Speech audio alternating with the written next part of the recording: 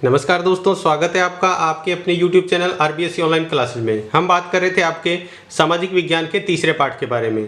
तो आज हम इसका अगला पार्ट करेंगे। पिछले पार्ट में अपने राजनीतिक जो आंदोलन पढ़े थे वो पढ़े थे 1857 से लगाकर 1919 तक। आज अपन पढ़ेंगे 1919 से लगा के 1947 तक जो राजनीतिक आंदोलन हुए उसके बारे में।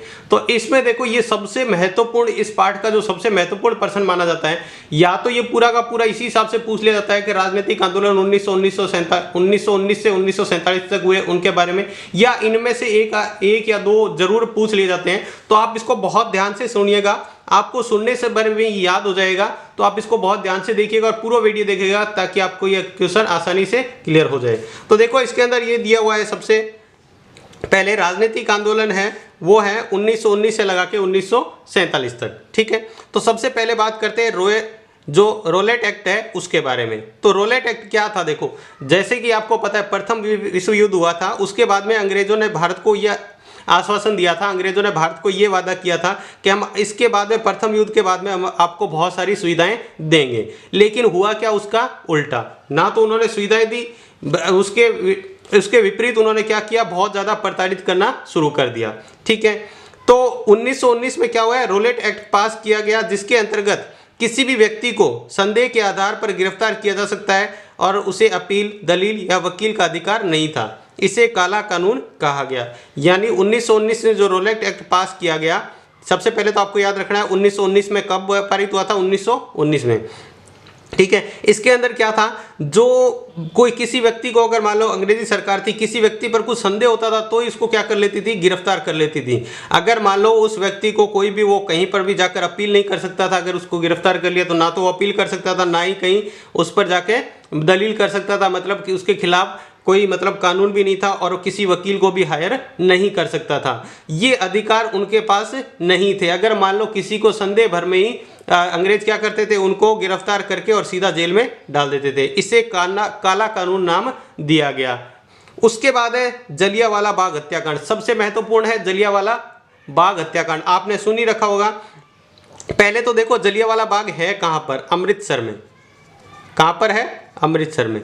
ठीक है, जो रोलेट एक्ट पास हुआ था, ये जो रोलेट एक्ट पास हुआ था, इसके विरोध में भारतीयों ने क्या किया था? एक सभा आयोजित करने का फैसला लिया था इस अमृतसर के जलियांवाला बाग में। जो रोलेट एक्ट भारत के लिए क्या था? बहुत ही दुखदायी था। इसके लिए क्या है? इसके विरोध में क्या किया था? इन्होंने एक सभा रखी थी जलियांवाला बाग के अंदर। ठीक है, कब थे? देखो, ये 13 अप्रैल 1919 को, 13 अप्रैल 1919 को रॉयल एक्ट के विरोध में जलियांवाला बाग में एक सभा आयोजित की गई, जिसके अंदर 20,000 से ज़्यादा लोग थे। यानी उसमें बच्चे भी थे, महिलाएं भी थी और लोग भी थे, सारे शामिल हुए थे।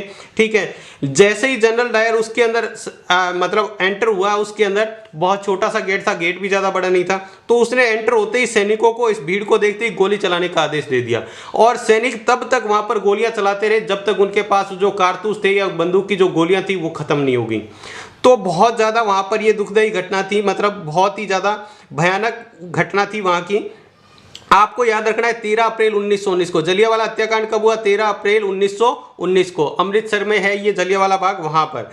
ठीक है, तो जनरल डायर था, जनरल डायर, वो वहां पर एंटर हुआ। उन्होंने सैनिकों को गोलियां चलाने का आदेश दे दिया और सैनिक क्या हुए? अंधाधुंध गोलियां चलाने लग गए।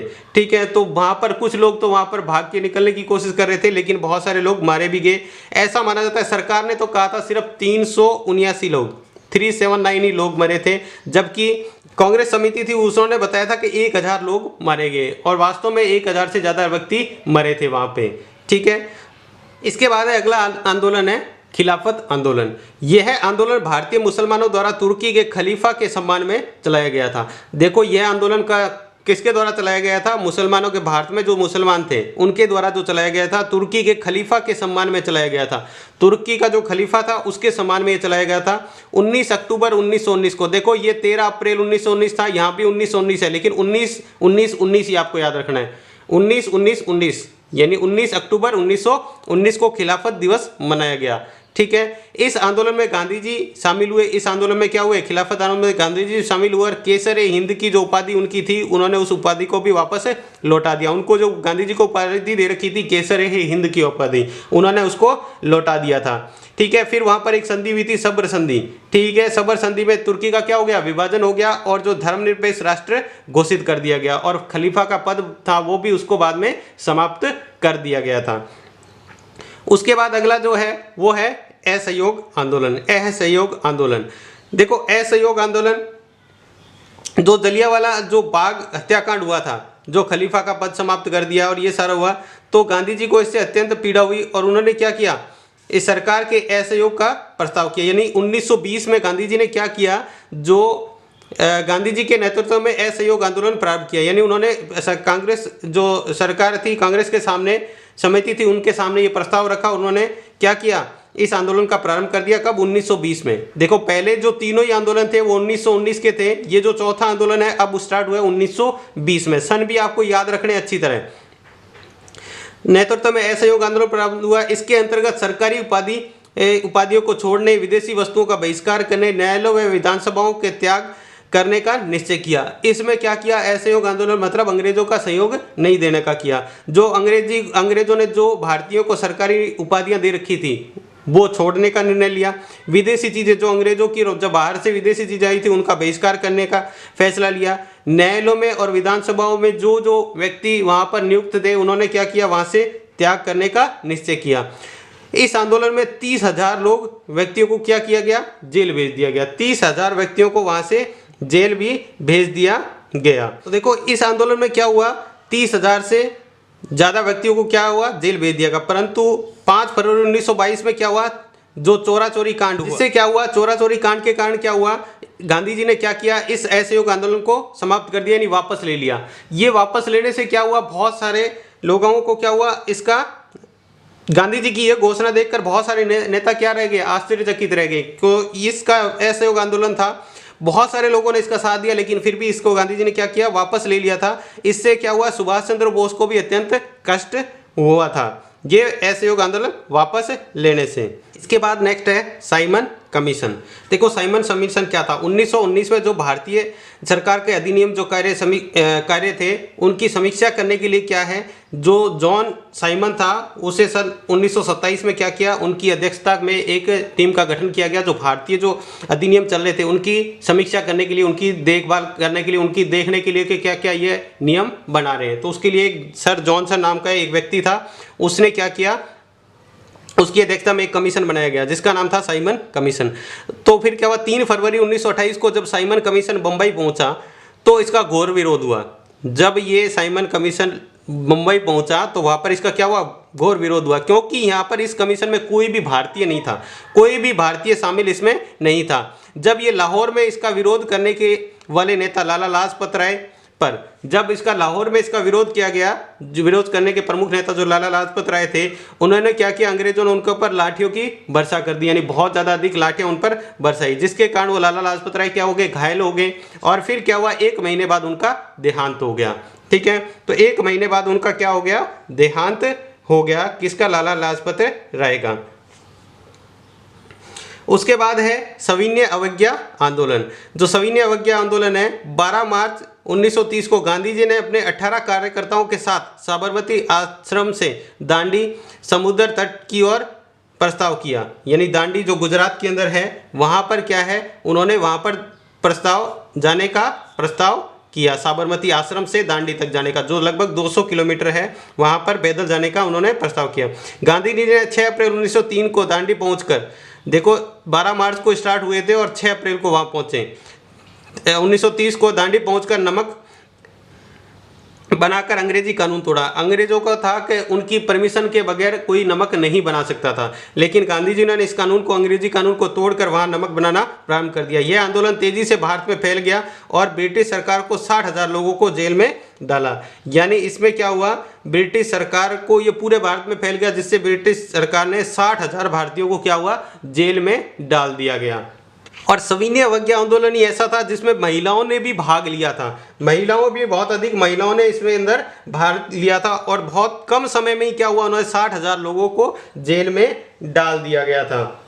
इसके बाद देखो अगला जो आंदोलन था वो था व्यक्तिगत सत्याग्रह। व्यक्तिगत सत्याग्रह क्या था, जो द्वितीय विश्व युद्ध जब स्टार्ट हुआ था, ठीक है, तब क्या था, भारत में युद्ध को शामिल करने के खिलाफ बहुत सारे लोगों ने क्या किया, हड़ताल किया, और बहुत सारे देशों उनको हड़ताल व प्रदर्शन किया। भारत ने क्या किया, द्वितीय विश्व युद्ध चल रहा था, उसको शामिल करने के लिए, शामिल करना नहीं करने के लिए क्या कर रहे थे, लोग हड़ताल कर रहे थे ताकि वहां पर शामिल नहीं करें, ठीक है।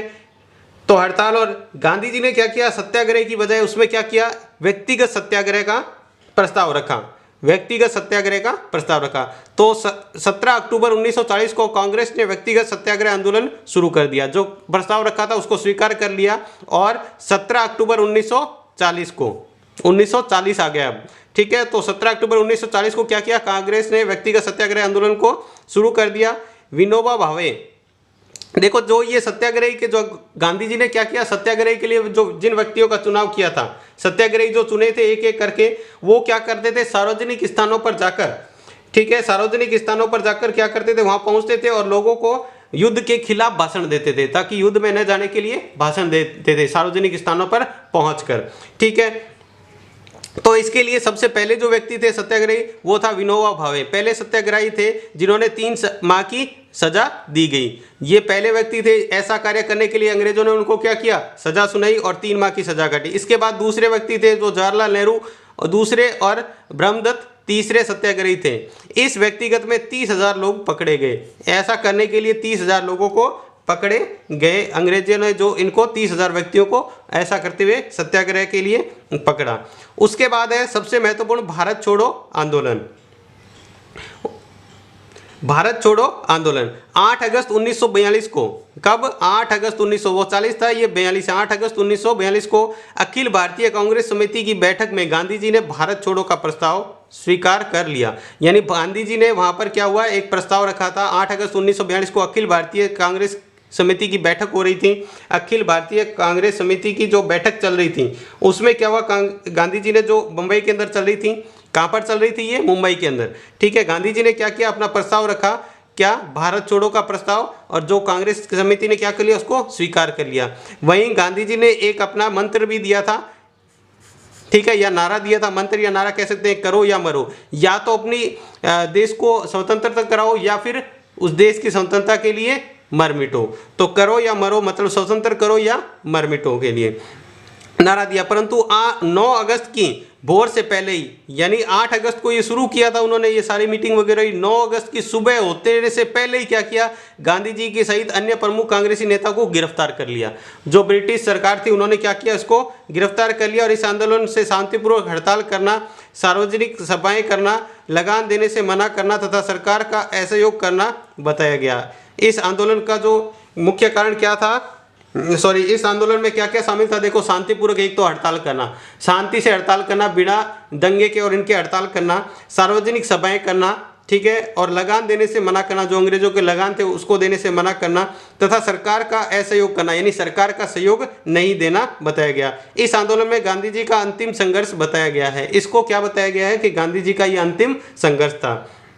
देखो, वैसे तो भारत छोड़ो आंदोलन पिछली बार है, लेकिन फिर भी इंपॉर्टेंट है, आपके आ सकता है। तो इसके अंदर देखो आपको क्या था, जो ये जो असहयोग आंदोलन हुआ, ठीक है, गांधी जी का जो आपको बताया गया अंतिम संघर्ष बताया जाता है इससे क्या हुआ, ये पूरी देश में आंदोलन फैल गया, ठीक है, फैल गया। और क्या हुआ, कारखाने, कॉलेज, जितने भी थे, स्कूल वगैरह, सब में काम बंद कर दिया गया, और पुलिस थानों में, डाकघरों में, रेलवे स्टेशनों पर हमले किए जाने लगे, ठीक है। और कई जो स्पेशलिस्ट नेता थे उनको क्या हुआ, गिरफ्तारी से जो बच गए थे, बहुत सारे नेता को आपको बताया, बहुत सारे नेता को गिरफ्तार कर लिया, लेकिन जो कुछ नेता थे वो बच गए थे, ठीक है। उन्होंने क्या किया, मतलब भूमिगत होकर इस आंदोलन को जारी रखा, ठीक है। जिसके अंदर प्रमुख कौन कौन से थे जो नेता, जिसमें जयप्रकाश नारायण, राम मोहन लोहिया, और ये बहुत सारे, रामानंद मिश्रा, ये प्रमुख इनके जो थे। इसके अंदर आपको पता है, इस आंदोलन के अंदर लगभग 10,000 लोग गोलीबारी में मारे भी गए थे। उसके बाद है राजस्थान के जनजातीय आंदोलन, ये भी बहुत इंपॉर्टेंट पर्सन है। जनजातीय आंदोलन आप इसको अच्छी तरह कर लीजिएगा, ये भी एक बहुत इंपॉर्टेंट पर्सन बनता है यहाँ पे जनजातीय आंदोलन का। तो देखो कौन सा था, पहला है भगत आंदोलन, 2 ही है जनजातीय आंदोलन, एक भगत आंदोलन और एक ही आंदोलन। देखो भगत आंदोलन क्या है, भीलों में सामाजिक व नैतिक उत्थान के लिए गोविंद गुरु ने संप सभा स्थापित की। संप सभा का मतलब होता है, संप का मतलब होता है एकता की स्थापना करना, यानी एकता के लिए। भीलों के सामाजिक व नैतिक उत्थान के लिए गुरु गोविंद ने क्या किया, संप सभा की स्थापना की और उन्हें हिंदू धर्म के दायरे में बनाए रखने के लिए भगत पंथ की स्थापना की। भगत पंथ की मतलब उसके ऊपर भगत पंथ पर चलने की स्थापना की। शासन ने भीलों को भगत पंथ छोड़ने के लिए विवश किया। अब जो शासन था, अंग्रेजी शासन, वो क्या चाहता था कि भील क्या करें, ये उनको इस तरह से विवश कर दिया, मजबूर कर दिया कि वो भगत पंथ छोड़ दें और उन्हें बेगार, यानी उनको क्या दें, बेगार देते रहें, कृषि कार्य करें उनके लिए, और उनके लिए उनको बाध्य कर दिया। और जंगलों में उनके मूलभूत जो अधिकार थे उनको वंचित कर दिया। जो जंगलों के से उनको मूलभूत अधिकार थे उनके जंगलों के, उसको क्या कर दिया, उनसे हटा दिया। तो उन्होंने क्या किया, इस आंदोलन को प्रारंभ कर दिया। उसके खिलाफ क्या कर दिया, आंदोलन प्रारंभ कर दिया। इस आंदोलन में 1500 भील मारे गए। इस आंदोलन में क्या हुए, 1500 भील मारे गए। ठीक है, क्योंकि ये लास्ट में भील क्या हुए, पहले जो गोविंद गुरु थे, ठीक है, उन्होंने सभा की तो उनको गिरफ्तार कर लिया, फिर थोड़े समय बाद ही छोड़ दिया गया था।